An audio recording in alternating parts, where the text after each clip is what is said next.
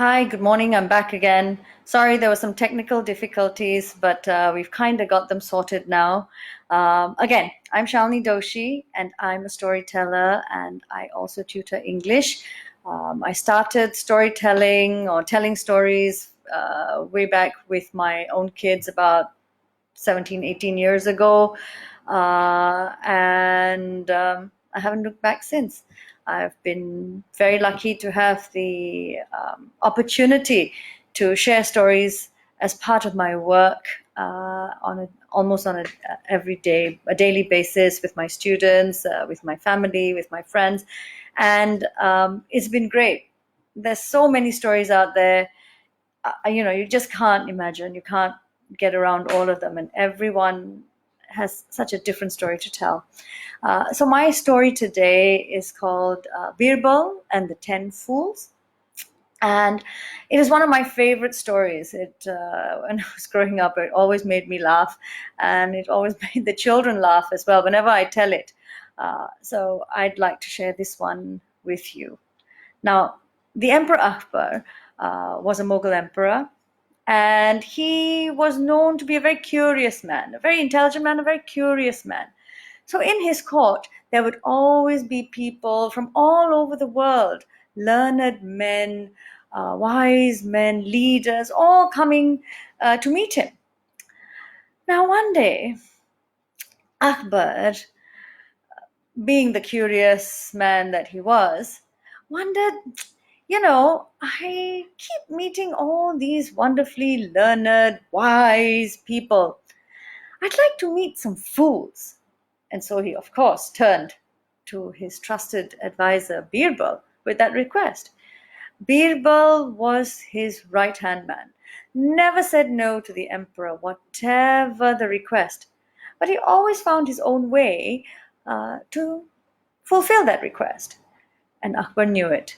And so, as part of that request that he made of Birbal, was also to test how Birbal was going to solve this problem this time. So he turned to Birbal and said, Birbal, I keep meeting all these wise people. I'm very bored. Can you find me 10 fools that I can meet? And I want to know about them. I want to get to know them. I want to see what they have to say. Now, Birbal, when he heard that, was a little shocked, but like I said, he never said no. And so he bowed low to the emperor and said, Of course, sire, your wish, my command.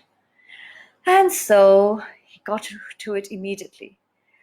The emperor had given him a month to fulfill the request, but he thought, no time like the present, right? So it was morning, and he got on his horse, and he got on his way. Now, as he was riding along, he saw a man. This man was carrying a bundle of sticks on his head. Nothing wrong with that. This man was also sitting on a donkey. Nothing wrong with that. But he was sitting on a donkey and carrying the bundle of sticks on his head. Now Birbal wondered why, and so he went to the man and said, Sir, please stop. Why are you carrying that bundle of sticks on your head while riding your donkey? And so the man said, Sir, my donkey, it's very old. Poor thing, I didn't want to trouble him by putting the bundle of sticks on his back. So I decided I would carry it for him. And so here I am, riding on my donkey and carrying the bundle of sticks so that he will not be troubled. Birbal couldn't believe his ears, but he did realize that he had perhaps found his first fool. And so he said, Sir, would you come with me to the palace, and I will get you to meet the king, and you won't have to carry these bundles of sticks for a long time. Please follow me. And so the man was like, Oh, okay, sure, I'll follow you. And he said, let me carry the bundle of sticks on my horse. And so he did. And as they rode along, they saw a man lying on the road in front of them. And Birbal said, let's stop and help this man. And so they went towards this man, and Birbal tried to lift him off the ground when the man said, No, stop, please don't touch my hands. And was like, oh, okay. What happened? Because this man was holding his hands like this. And so Birbal thought maybe he had a stroke, or something had happened. He said, please don't touch my hands. My wife wants a pot about this size. And I was walking and I was keeping my hands so straight. I didn't see where I was going and I slipped. But I'm a smart man. Even though I fell, I kept my hands up this way, and I know the size of the pot that my wife needs, or else she'll make my life very miserable. Birbal couldn't help but laugh, but then he said, "Sir, why don't you come with me? Put your hands down. Let me help you, and I will get your wife the pots of all sizes, from the smallest to the biggest. She can choose whatever size she wants. Just come with me to the palace of the king." And the man was like, oh, really? Oh, okay, sure, thank you. And he allowed Birbal to help him up. And just as Birbal was helping him up and getting him onto his horse, bam! A man came rushing in and crashed into Birbal. And Birbal was like, ow! What's this? Whew! And the man was like, oh, I'm so sorry, but you have spoiled my day. And Birbal was like, huh? You have crashed into me and I have spoiled your day? How does that work? And the man told him, I am a singer in the temple just over that side. And people tell me that they can hear my voice as far as anything. So I wanted to see how far as anything my voice traveled. So after I sang, I was rushing and running behind my voice, trying to see how far it could reach. But now you've spoilt everything. Birbal just laughed to himself and told the man, I'm so sorry I spoilt your plans, but let me tell you that your voice is as melodious as ever, and it'll reach far and wide as long as people remember it. But for the time being, could you follow me to the emperor's palace? I think he would like to meet you. I'll give you a gold coin for your trouble. And when the man heard that, he was like, oh, really? Oh, okay, sure. And so Birbal took the three men, the man with the bundle of sticks, the man with the pot, and the singer with him back to the palace. And he put them in his home and went out again. He said, wow, 3 fools already. I should continue my search. And so he did. This time he went on foot. And he didn't have to go far, because as he stepped out of the palace and started walking, he saw 2 men arguing and fighting. Oh, I'm going to get you. I will. And they were just at fisticuffs with each other. And then Birbal was like, oh my goodness, guys, please stop. Gentlemen, stop. What's going on? And then one of the men said, do you know, sir, he is my friend, but he wants his tiger to eat my buffalo. And the other guy said, yeah, why not? It's my tiger. Tigers eat buffaloes. He's going to eat your buffalo. Ha! And wait and see. And then they were going to get at it when Birbal was like, wait, guys, stop. Oh, he was really upset by the behavior of these men. But one thing that he couldn't get was, he couldn't see a buffalo and he couldn't see a tiger. And he was like, you've got to explain something to me, guys. Where's the buffalo and where's the tiger? Then the man whose buffalo was going to be eaten said, we were just talking, and we were talking about what would happen if God came down and granted us a wish. And I said that if God came down and granted me a wish, I would wish for a buffalo. And my friend here said that if I were to wish for a buffalo, he would wish for a tiger to eat my buffalo. And that really got me angry. And the friend with the tiger said, yeah, tigers are much stronger, come on, don't be silly, buffalo. And they were almost going to get at it again when Birbal said, no, don't worry. Tiger or buffalo, don't worry. I will give you as many gold coins as you will need to buy 10 buffaloes, and hopefully no tigers. Just come with me to the palace. He said, huh? Why should we come to the palace? No, no, no, no, no. And they started arguing again when there was a man who was passing by, and he stopped and he came to Birbal and said, Sir, you're so silly. Why are you being so foolish? These guys are not going to stop talking and stop arguing. If they do, may my blood run cold, and may the oil on my in my pot here just run down on the ground and flow into the river. Crash! He threw it on the ground. And then he looked down. And then he looked at the, oh dear, maybe I shouldn't have done that. But Birbal was very happy actually, because in one short incident like that, he had found another 3 fools. The two boys, the two gentlemen who were fighting, and that man who decided to get into the fight and throw his pot of oil on the floor. He lost everything. But Birbal reassured him and said, Don't worry, sir. I will give you many such pots of oil. Just come with me to the palace and stay with me for a day. I would like to introduce you to the king. And so the three of them, they finally managed to convince the other two that they should come as well. And the three men and Birbal went back to the palace. And by then it was already evening. And Birbal was tired. He said, Wow, I didn't know searching for fools would be so tiring. And so he said, Okay, I'm going to go for a refreshing walk. It's such a lovely day, lovely evening. The moon is out so bright, and I shall take a walk.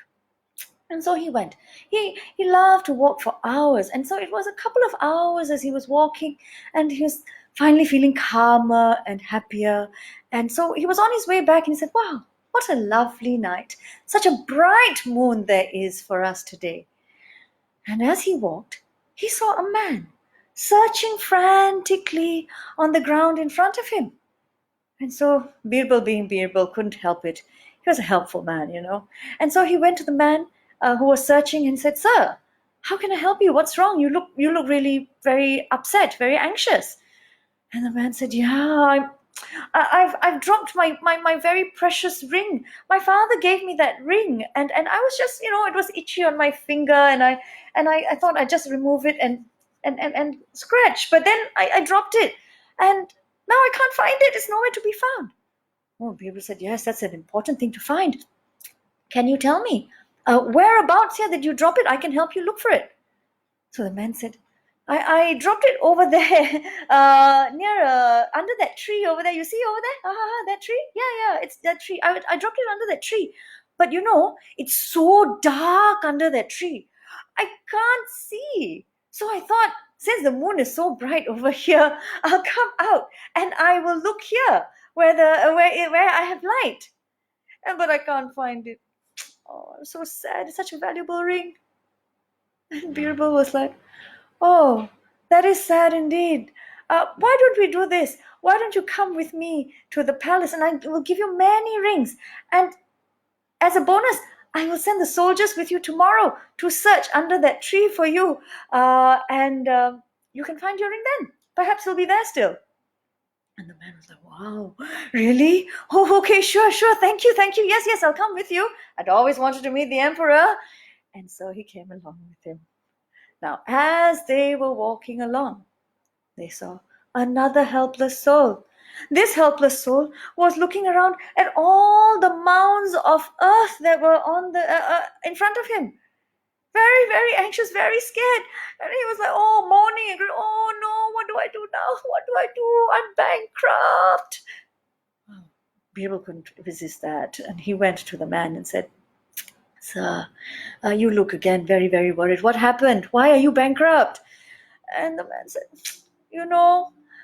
I left my 2 gold coins. I had my savings, and I put them. I dug a hole and I created a mound of sand here, and I had to go off. I didn't want anyone to find it. Somebody wanted money, from me, and I wanted to keep it for safekeeping, and then nobody would chase me for that money. But then now I've been searching and I can't find it. And so Birbal said, when you put your money in that mound of earth, you must have had a marker, right? A sign or a signal to to sort of like, X marks the spot or something like that where you put it. And the man looked at Birbal and said, "Do you think I'm a fool? Of course I had a marker.